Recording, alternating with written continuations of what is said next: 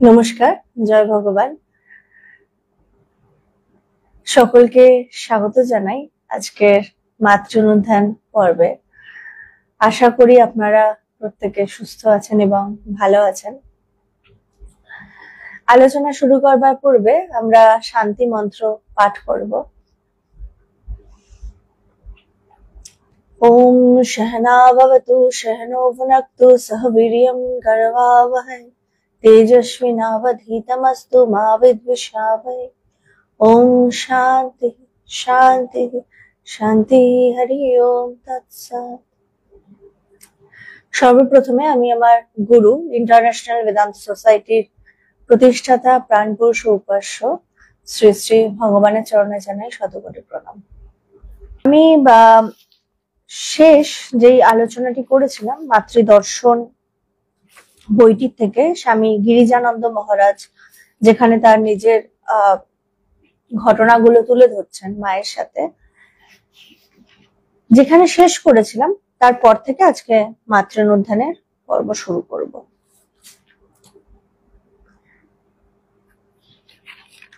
আমরা মোটামুটি যেখানে শেষ করেছিলাম সেটা হচ্ছে যে মায়ের কাছে তিনি বস্ত্র চেয়েছিলেন, সন্ন্যাস বস্ত্র, এবং মা বলেছিলেন সন্ন্যাসীরাই দেয়, কিন্তু তিনি বলেছিলেন তুমি যদি আমায় না দাও বস্ত্র, আমি তাহলে আজীবন ব্রহ্মচারী থাকবো, আমি কোনোদিন গেরুয়া বস্ত্র ধারণ করব না।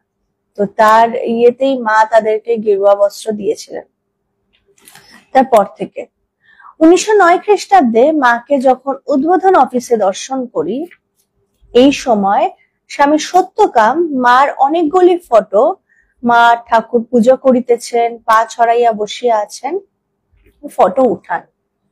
তখন 10-15 দিন মায়ের নিকট ছিলাম।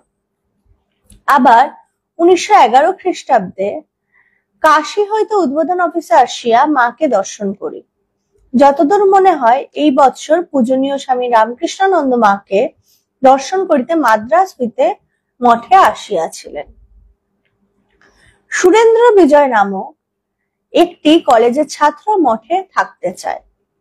পূজনীয় বাবুরাম মহারাজ তাহাকে কিছুতেই মঠে রাখিবেন না। সেই ছেলেটিও কিছু না খাইয়া স্বামীজির মন্দিরের নিকট বেলগাছের নিচে অভিমানে পড়িয়া রহিল।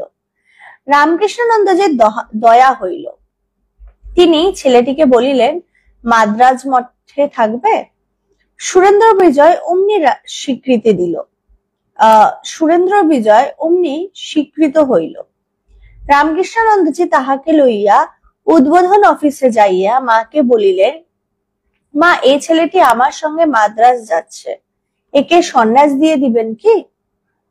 মা বলিলেন, শরৎকে বলো সে সন্ন্যাস দিক। পূজনীয় শরৎ মহারাজ বলিলেন, আমি কার কি মনের ভাব বুঝি না, আর সন্ন্যাস টন্যাস মহারাজ মানে অর্থাৎ স্বামী ব্রহ্মানন্দ মহারাজ তিনিই দেন। মা বলিলেন, তাহলে পুরীতে রাখালের নিকট থেকে নিয়ে যেন। মানে প্রথমে মায়ের কাছে গেলেন, মাও সন্ন্যাস দিলেন না, সন্ন্যাস বস্ত্র দিলেন না। তাছাড়া মা বললেন যে শরৎ মহারাজ দিক। তো শরৎ মহারাজও বললেন যে আমি তো সন্ন্যাস একটা তো বিরাট দায়িত্ব, মানে কিছু মানুষের হয় যখন কোনো সন্ন্যাসীর সাথে 2-3 দিন থাকে বা সন্ন্যাসীদের জীবনযাত্রা বাইরে থেকে দেখে, ভেতর থেকে তো আর জানে না তাদের জীবনের সেই এই যে সারাদিন যেভাবে জীবন যাপন করা, বাইরে থেকে দেখতে মনে হয় খুব সহজ ব্যাপার। কথা বলে তারা, আলোচনা করে তারা ধ্যান করছে, সাধনা করছে, কিন্তু যখন সেই জীবনযাপনটা নিজের জীবনে আনতে হয় বা করতে হয়, তখন তারা ভাবে যে এই জীবনটাকে ধরে রাখাটা, নিয়ে নেওয়া সহজ, বস্ত্র নিয়ে নেওয়া সহজ, কিন্তু জীবনটা চালানো, জীবনটাকে সুন্দরভাবে পরিচালনা করা, সেটা খুব কঠিন। প্রত্যেকটা মুহূর্তে, প্রত্যেকটা দিন এক একটা নতুন কি বলবো সমস্যা সামনে আসবে, চ্যালেঞ্জ সামনে আসবে, এবং সেটাকে অতিক্রম করে নিজের মনকে ঈশ্বরের পায়ে নিযুক্ত রাখা, সেটা কিন্তু ভীষণ কঠিন। জীবন গুরু কৃপা থাকলে, বলে না, এই বস্ত্র তো পেয়ে গেলাম, কিন্তু বস্ত্রটাকে মেনটেন করা গুরুর কৃপা ছাড়া হয় না। বলছে না, শাস্ত্রের কৃপা বলতে ব্যাখ্যা করছে যে আমরা কৃপা সম্বন্ধে অনেকেই জানি, যে কৃপা কি বলছে, যে কৃপার অনেকগুলো ভাগ আছে। কি ভাগ? শাস্ত্র কৃপা, গুরু কৃপা, ঈশ্বর কৃপা, আত্মকৃপা। সব থেকে বড় কৃপাটা কোনটা? হচ্ছে আত্মকৃপা। তুমি গুরু কৃপা পেলে, শাস্ত্রের কৃপা পেলে, ঈশ্বরের কৃপা পেলে, কিন্তু যদি তুমি নিজেকে কৃপা না করো, নিজেকে যদি তুমি সাহায্য না করো, তাহলে কিন্তু মানে গুরু তো চাইছেন, গুরু তো হাত বাড়িয়ে আছেন, তুমি সাহায্য কর, মানে কি বলবো, গুরু তো তিনি তো চাইছেন যে তুমি এই নরকের থেকে উঠে আসো, কিন্তু তুমি নিজে যদি হাতটা না ধরো গুরুর, তাহলে তো তুমি এই পথ থেকে, নরক যন্ত্রণা থেকে উদ্ধার পাবে না। তোমাকে এই নরক যন্ত্রণা থেকে উদ্ধার পেতে হলে তোমাকে তোমার ভেতরের সেই চাহিদাটাও উৎপন্ন করতে হবে, নিজেকে ঠিক রাখার। এই বৈরাগ্য বলে না, এই আমাদের এখানে অনেক সময় অনেকের হয়, আমাদের আলোচনা শুনে মাথায় সংসার করতে আর ভাল লাগছে না, সত্যি এই পথটাই ভালো পথ, আপনারা দারুণ জীবনযাপন করেন, একদিন দুদিন তিন দিনের দিন, কিন্তু তখন বলে না যতই হোক কারণ সংসার থেকে বেরিয়ে আনাটা খুব কঠিন, সহজ নয়। মনে হয় যে যন্ত্রণা ভালো লাগছে না, ভালো লাগছে নার মধ্যেও একটা আমি আটকে থাকি, স্বাদ পাই। তাই বেরানোটা কিন্তু সহজ নয়। যে সমস্ত ছেলে মেয়েরা এই সংসার থেকে বেরিয়ে যেতে পারে, তাদের কিন্তু মানে গুরু কৃপা, ঈশ্বর কৃপা, শাস্ত্র কৃপা এবং আত্মকৃপা সবটা হয় বলেই, সব কৃপা একসাথে মিলে যায় বলেই তারা বেরিয়ে আসতে পারে। এবং পরবর্তীকালে যারা আবার এই বস্ত্র ধরে রাখতে পারে না, তার মানে বুঝতে হবে যে সে সাধনাটা ঠিক মতো করেও সে পারলো না, সামলাতে পারলো না। তাই এই যে এখানে এক্ষেত্রেই বলছে না, যে এই যে বৈরাগ্যটা, আমাদের সবার বেশিরভাগ বৈরাগ্য কেমন হয়, যে আজকে বৈরাগ্য হলো, আজকেই করে নিলাম, কালকে আবার সেই বৈরাগ্য চলেও যায়, মিটেও যায়। এই ক্ষেত্রে দেখুন মায়ের কেমন যে বলে না, যে মা কিন্তু তাকে বস্ত্র দিলেন না, এবং শরৎ মহারাজও কি বললেন, যে না আমি বাবা এসব বুঝি না, কার মন কেমন, তার থেকে সন্ন্যাসের ব্যাপারটা স্বামী ব্রহ্মানন্দ মহারাজ দেখেন, উনিই দিক। কিন্তু ব্রহ্মানন্দ মহারাজও দেখুন, ব্রহ্মানন্দ মহারাজের কাছে যাওয়ার পরে ব্রহ্মানন্দ মহারাজও কিন্তু তাকে বললেন না, একে আমি সন্ন্যাস দেব না। একটা হয় না, ভিতর থেকে আসে। তো ছেলেটি কিছুদিন মাদ্রাজ থাকিবার পর কাশীতে তাহার মাকে দেখিতে আসে ও পরে কলেজে ভর্তি হইয়া পুনরায় পড়াশোনা করে। মা তাহার সাময়িক বৈরাগ্য লক্ষ্য করিয়াই তাহাকে সন্ন্যাস দেন না।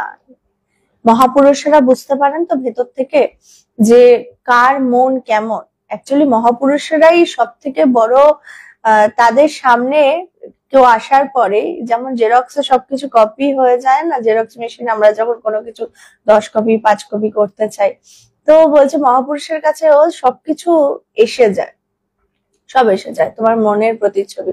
আমরা দেখছি না, ঠাকুর চর মেরে দিচ্ছেন, কি আবোল তাবোল চিন্তা করছো। তো তিনি কি করে বুঝলেন যে তিনি আবোল তাবোল চিন্তা করছেন? কারণ তাদের মন এতটাই শান্ত থাকে, তুমি যখন এই আবোল তাবোল মানে মনের অন্যরকম ভাইব্রেশন নিয়ে আসো, তখন তাদের মনেও একটা ডিস্টারবেন্স তৈরি হয়, যার জন্য তারা বুঝতে পারে। আরেকটি ঘটনা মনে পড়ে, একজন ব্রাহ্মণ সন্তানকে মা গৌরিক বসন দেন। ছেলেটি বিহার সেক্রেটারিয়েটে কেরানি ছিল। বৈরাগ্য হওয়ায় চাকরি ত্যাগ করিয়া মায়ের নিকট হইতে গৈরিক ধারণ করিয়া হরিদ্বার, ঋষিকেশ, উত্তরকাশী প্রভৃতি স্থানে তপস্যা করে। সন্ন্যাসীরা তাহাকে সন্ন্যাসোচিত বিরজা হোম করিতে বলিলেন। সন্ন্যাসীরা বললেন, তুমি তো শুধু গেরুয়া বস্ত্র নিয়েছো, কিন্তু তোমার তো বিরজা হোম হয়নি। কারণ একজন সন্ন্যাসী যতক্ষণ না বিরজা হোম না হয়, ততক্ষণ তার সন্ন্যাসের বস্ত্র তো পেলো, কিন্তু ঠিক সন্ন্যাস হলো না। তো সন্ন্যাসীরা তাকে বলে যে তুমি তো গৌরিক বস্ত্র পেয়েছো, কিন্তু তোমার তো বিরজাহম হয়নি, বিরজাহমটা করে নাও। তো ছেলেটি তখন মাকে বিরজাহমের কথা নিবেদন করেন। মা মানে সারদা মা। সারদা মাকে বিরজাহমের কথা নিবেদন করেন। মা তাহাকে পত্র লিখেন, বিরজাহম অতি কঠিন ব্যাপার বলে আমি তোমাকে উহা করতে আদেশ দেই নাই।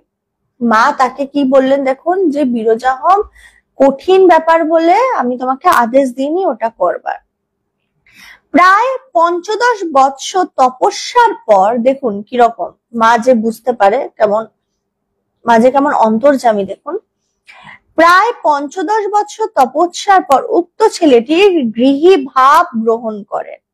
বুঝিলাম ছেলেটি আজীবন ত্যাগব্রত রাখিতে পারিবে না বলিয়াই মা তাহাকে সন্ন্যাসীদের বিরজাহম করিতে নিষেধ করিয়াছিলেন। দেখুন এখানেই আমরা বুঝতে পাচ্ছি যে সন্ন্যাস জীবন বা সন্ন্যাস বস্ত্র মানে কতটা কঠিন। দেখুন তিনি প্রায় ৫৫ বৎসর তপস্যা করলেন, হ্যাঁ, কিন্তু তারপরেও তিনি তার তপস্যাটা তাহলে কেমন ছিল দেখতে হবে, যে তিনি সেই তপস্যার মধ্যে ডুবে গেলেন না, তার মধ্যে গৃহী ভাব উৎপন্ন হয়ে গেল।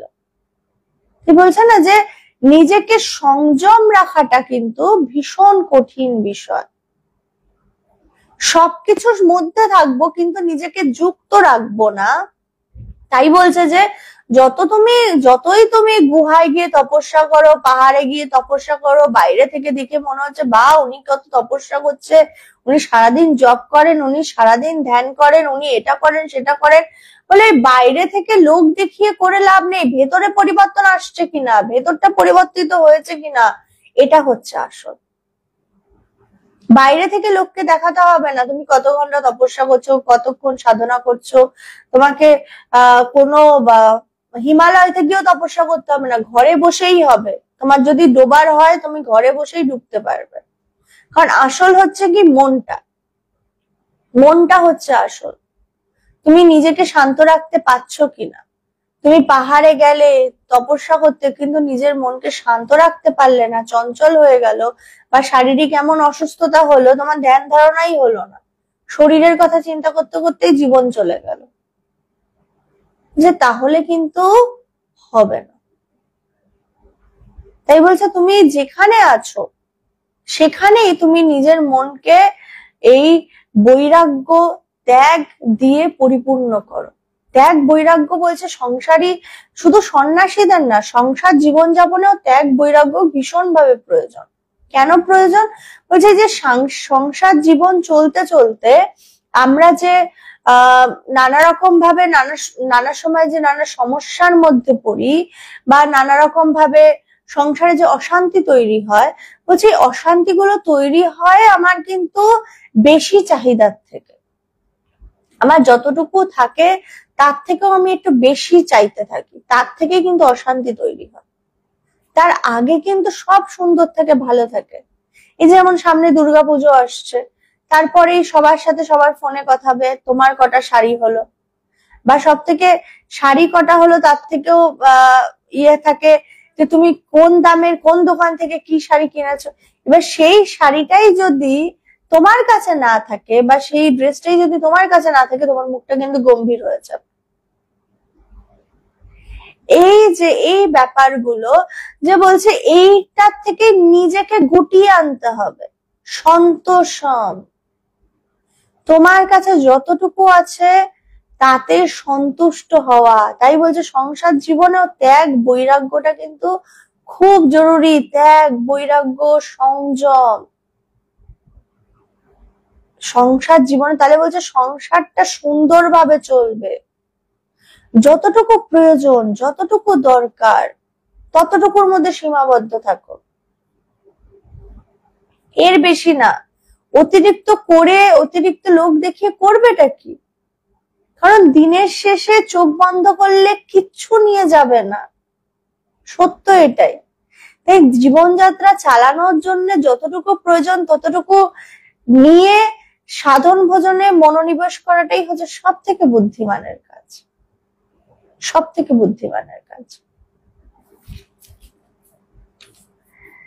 একজন ব্রহ্মচারী পুরীতে পূজ্যপাদ স্বামী ব্রহ্মানন্দ মহারাজের নিকট হইতে দীক্ষা লইবার আশায় পদব্রজে কলকাতা হইতে পুরী রওনা হয়। মহারাজ যে কারণেই হউক দীক্ষা মন্ত্র, বীজ মন্ত্র সংযুক্ত দীক্ষা মন্ত্র না দিয়া জপের মতো কিছু বলিয়া দেন। মানে হয় না যে অনেক সময়তেই আসে কেউ দীক্ষা মানে হচ্ছে সেই প্রপার ভাবে যেটা হয় আর কি, বসিয়ে কানে মন্ত্র দেওয়া। অনেক সময় হয় না যে কোনো মহারাজের কাছে গেলেন, হয়তো আপনার দীক্ষা নেননি বা দীক্ষা নেওয়ার খুব একটা ইচ্ছাও নেই, কিন্তু কোন মন্ত্র জপ করবেন, তো তখন হয়তো কোনো কেউ বলে দিল যে এই মন্ত্র জপ করুন, যতক্ষণ পারেন জপ করুন। বলছে ওটা কিন্তু দীক্ষা দেওয়া হয় না, ওটা হচ্ছে এমনি একটা মন্ত্র দিয়ে যেটা জপের মতো করে করা। সে তাহাতে সন্তুষ্ট হইয়া কলকাতায় চলিয়া আসে। একদিন উদ্বোধন অফিসে মাকে দর্শন করিতে আসে। মা তাহাকে দেখিয়াই বলিলেন, বাবা তোমার দীক্ষা হয়েছে? সে বলিল, হ্যাঁ, পুরীতে মহারাজ আমাকে দীক্ষা দিয়েছে। সে ভেবেছে ওই যে মন্ত্রটা যেটা দিয়েছিল সেটাতেই হয়তো তার দীক্ষা হয়ে গেছে। মা বললেন, না, তোমার দীক্ষা হয়নি, রাখাল তোমাকে দীক্ষা দেয়নি। তখন ছেলেটি বলিল, মা আপনি আমাকে দয়া করুন। মা তাহাকে তখন দীক্ষা দিলেন। কিন্তু ছেলেটি পরে অপরাপর বন্ধুদের নিকট বলিয়াছিল, মহারাজ আমাকে এই মন্ত্র দেন, মা আবার আমাকে এই মন্ত্র দিয়েছেন। তিনি ভুলবশত সে তার কোনো ধারণা ছিল না যে মন্ত্র বলতে নেই অন্যকে, সে বলে দিয়েছে যে মহারাজ আমাকে এই মন্ত্র দিয়েছিল, কিন্তু পরবর্তীকালে সব ঘটনা বন্ধুদেরকে এবং মন্ত্রগুলোও সব বলেছেন, মন্ত্রটা বলে দিয়েছেন।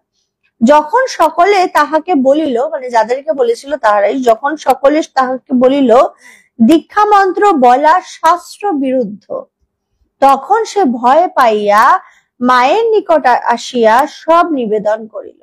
দেখুন, বাচ্চাদের যেমন ভুল হলে সেটাকে বড়রা ভুল হিসেবে দেখে না, মায়ের তো তারা সন্তান না, আর সে তো বুঝে বলেননি মন্ত্রগুলো, সে তো ভুলবশত বলে ফেলেছেন।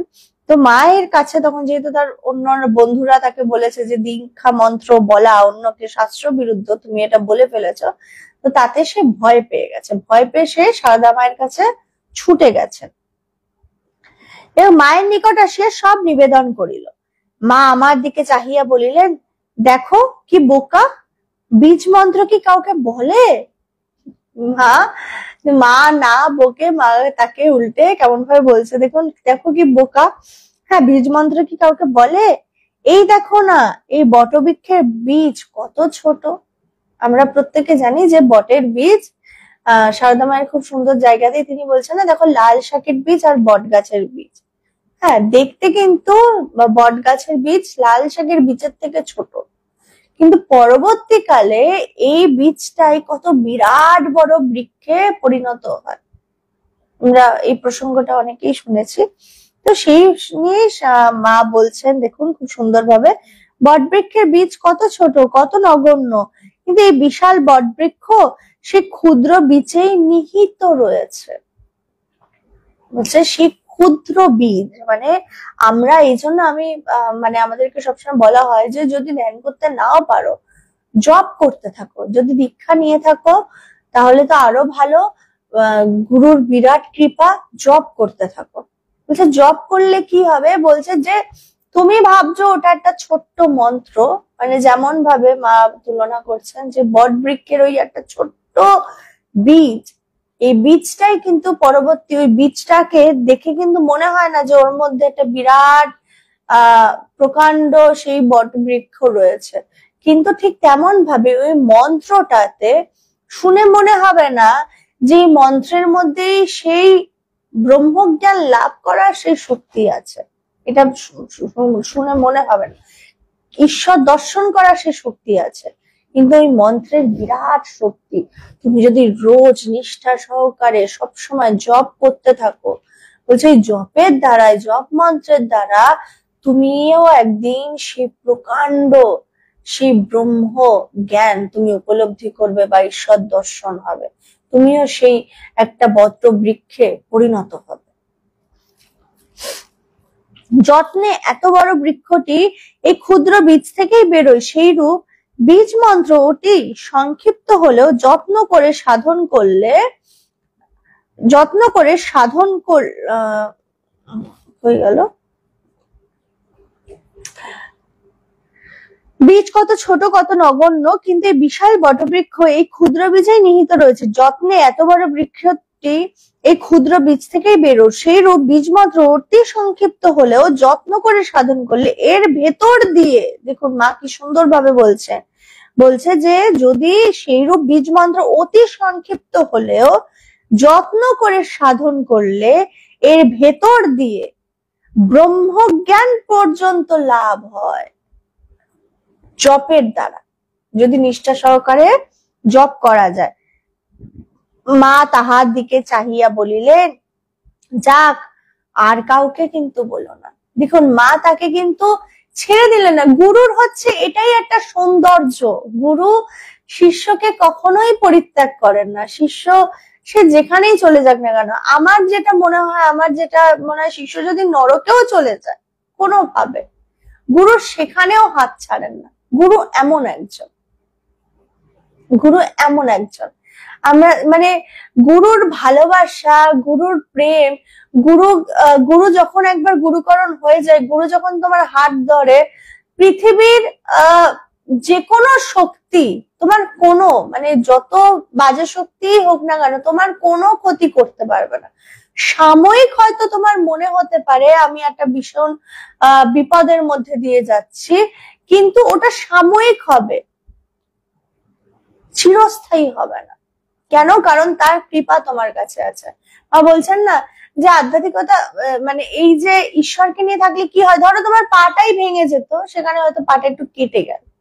দেখো সমস্যা তো জীবনে আসবেই, সমস্যা আসবে না জীবন চলতে গেলে? তাহলে তো তুমি একদম মৃত্যুর পরেই তোমার সমস্যার সমাধান হবে। যতদিন তুমি বেঁচে আছো, যতদিন তোমার দেহ আছে, যতদিন তোমার এই দেহের নানা সমস্যা আছে, সেগুলো তোমাকে ভোগ করতে হবে। কিন্তু যেটা ধরো বিরাট আকারে ভোগ করতে হতো, সেটা তোমাকে অল্পর উপর দিয়ে যাবে এবং তোমাকে সেই শক্তি যোগান দেবে যে মনটাকে শান্ত রাখো। এই কিছুদিন আগেই আমার যখন প্রচন্ড জ্বর হয়েছিল, আমার এখনো মনে আছে। হ্যাঁ, আমি কিছুদিন বিছানা থেকে খুবই শরীরটা খারাপ হয়ে গেছিল এবং তারপরে কাশি। আমার এখনো মনে আছে, একজন আমায় ফোন করলেন যে আমার যেহেতু সপ্তাহে 2টো আলোচনা হয়, তো অনেকেই দেখেছি যে যারা ভীষণ সিরিয়াসলি, আমার এটা আরো ভালো লাগলো যে যারা ভীষণ সিরিয়াসলি আলোচনা শোনেন, অনেকেই আমাকে মেসেজ পাঠিয়েছিলেন যে মাতাজি কি হলো, আলোচনা পাচ্ছি না। তখন তাদেরকে আমি লিখেছিলাম যে আমার শারীরিক অসুস্থতার জন্য আমি নিতে পারছি না। ওটাতে ভালো লাগলো যে না, কিছু মানুষ আছে যারা নিষ্ঠা সহকারে আলোচনা শোনেন। হ্যাঁ, তো তার মধ্যে আবার একজন আমায় ফোন করে বলছেন যে তখন যে আপনার এরকম শরীর খারাপ কেন হলো? আপনি তো সন্ন্যাসী, আপনি তো সবসময় ঈশ্বরকে নিয়ে থাকেন, জপ ধ্যান সাধন ভোজন তপস্যার মধ্যে থাকেন, আপনার কেন জ্বর হলো? আপনার তো জ্বর হতে লাগে না। হ্যাঁ, আপনারা তো অন্যরকম অন্য একটা লেভেলে থাকেন। আমি তখন বললাম যে সন্ন্যাসীরা কি অন্য গ্রহের থেকে এসে সন্ন্যাসী হয়েছে যে তাদের এগুলো কিছু হবে না? শরীর যখন ধারণ করেছে, সে যেই হোক না কেন, যেই মহাপুরুষই হোক না কেন, সে তুমি যেই জীবনযাপনে তোমার শরীরের যে প্রারব্ধ আছে সেটা তো ভোগ করতে হবে। কিন্তু যে একটা যে কৃপা, ঈশ্বরের কৃপা কি, যে সন্ন্যাসী হয়ে এটা একটা সুবিধা কি, আমি যত অসুস্থতার মধ্যেই থাকি না কেন, যেহেতু আমি আশ্রম জীবন যাপন করি, যে কৃপা কেমন হয় এটাতে বোঝা যায় যে গুরু কৃপা, ঈশ্বর কৃপা, যে আমারকে জোর করে জপ ধ্যান করবার জন্য চেষ্টা করতে হয় না। যে আমার আমাদের আশ্রমে যেহেতু রোজ একটা দৈনন্দিন চর্চা হয়, আমি যত শারীরিক প্রচন্ড অসুস্থতা না থাকলে ঠিক আমি প্রার্থনা ঘরে এসে বসতে পারি, এবং আমি যদি করতে নাও পারি আমি শ্রবণ করতে পারি। এইটা হচ্ছে কৃপা, ঈশ্বর কৃপা করে দেন। এটা আমার একটা অ্যাডভান্টেজ, যেটা অন্য কারুর কিন্তু হবে না। বাড়িতে থাকলে সে যদি নিজে অসুস্থ হয়ে পড়ে, রান্না বান্না করতে তো হয় বেশিরভাগ সবাইকে, কিন্তু তারপরে কিন্তু সে যদি নাও পারে, তাকে কিন্তু পাশে এসে কেউ বসে ঈশ্বরীয় কথা শোনাবে না। ওই মোবাইলে ইউটিউব খুলতে হবে, ফেসবুক খুলতে হবে। কিন্তু আমার উপর একটা কিরকম অশেষ কৃপা দেখুন, আমি এমন একটা পরিবেশে থাকি, আমি যে যত অসুস্থতার মধ্যেই থাকি না কেন, যেই রকম ভাবেই থাকি না কেন, আমার কানে কিন্তু সেই হরি নাম কীর্তন, তার আলোচনা, তার চর্চা ঠিক প্রবেশ করে যায়। এবং তাতে কি হয়, তাতে মনটা আরো সুন্দর থাকে। শারীরিক অসুস্থতা থাকতে পারে, কিন্তু মানসিক ভাবে কিন্তু কোন রকম ভাবে তিনি আমাকে কিন্তু ছুতে পারে না। সেই রোগ যে হয়ে যায় না, যে মনটাও খারাপ হয়ে যাচ্ছে, কিন্তু সেটা হয় না। এটা একটা সুবিধা। তাই ঈশ্বরকে নিয়ে থাকলে যে সবসময় আমাদের যে একটা ধারণা যে আমি ঈশ্বরকে নিয়ে থাকি, ঈশ্বরীয় চর্চা করি, তাহলে আমার যত রকম সমস্যা আছে আমি কোনোদিন কোনো সমস্যায় পড়বো না, এটা ভুল। তোমার যা যা প্রারব্ধ আছে তোমাকে ভোগ করতে হবে, কিন্তু ঈশ্বরকে নিয়ে থাকলে কি হবে, যে প্রারব্ধ যদি তুমি ভোগও করছো, সেই সময় তোমার মনটা ঈশ্বরে রাখতে পারবে। এটা পারবে, যেটা অন্যদের ক্ষেত্রে হয় না। আমার গুরুদেবের মুখে আমরা শুনেছিলাম একটা গল্প, যে একজন বয়স্ক ভদ্র মহিলা, সে মৃত্যু শয্যায়, আমরা এটা হয়তো অনেকেই শুনেছি, যে মৃত্যু শয্যায় তার নাতি নাতনিরা এসে বলছে, ঠাকুমা একটু কৃষ্ণ নাম বলো, হরে কৃষ্ণ বলো। সেই ঠাকুমার এমন সংস্কার যে সে বলছে অত কথা কইতে পারি না বলেই চোখ বন্ধ। দেখুন, যে অত কথা কইতে পারি না এটা বলতে পারলো, কিন্তু তবুও হরে কৃষ্ণ বলতে পারলো না। সংস্কার তৈরি হওয়াটা, সংস্কার হওয়াটা কিন্তু খুব জরুরি। যেই পরিস্থিতিতেই তুমি পড়ে যাও না কেন, তুমি যেন তার নাম গুণগান করতে পারো, এটাই হচ্ছে আসল, এটাই হচ্ছে আধ্যাত্মিক চর্চা, যে তুমি করতে পারছো। যখন তুমি প্রচন্ড সমস্যায় পড়বে, এগুলো হচ্ছে পরীক্ষা, তুমি যখন প্রচন্ড সমস্যায় পড়বে, তুমি যখন প্রচন্ড শারীরিক অসুস্থতার মধ্যে দিয়ে যাও, মানসিক অশান্তির মধ্যে দিয়ে যাও, যে কোনো পরিস্থিতিতে তুমি পড়ো না কেন, তুমি ভেতরের দিকে তাকিয়ে দেখবে যে তার নাম গুণগান করতে পারছো তো। যখন তুমি তার নাম গুণগান করতে পারছো দেখবে, তখন বুঝবে তুমি ভাগ্যবান, তিনি তোমার উপর কৃপা রেখেছেন, তার হাতটা তোমার মাথায় আছে। যখন তুমি ভেতরের দিকে তাকিয়ে দেখছো যে তার নাম গুণগান করতে পারছো না, তার নাম গুণগান করতে গেলে তোমার কষ্ট হচ্ছে, তখন বুঝবে যে আমি এখনো আমার আধ্যাত্মিকতা ঠিক মতো হয়নি। তাই আসল হচ্ছে তার নাম গুণগান করতে পার। আজকে আলোচনা এখানেই শেষ করছি। সকলে সুস্থ থাকবেন, ভালো থাকবেন। সবকিছু ঠিক থাকলে আবার আগামী সপ্তাহে সবার সাথে দেখা হবে। জয় ভগবান।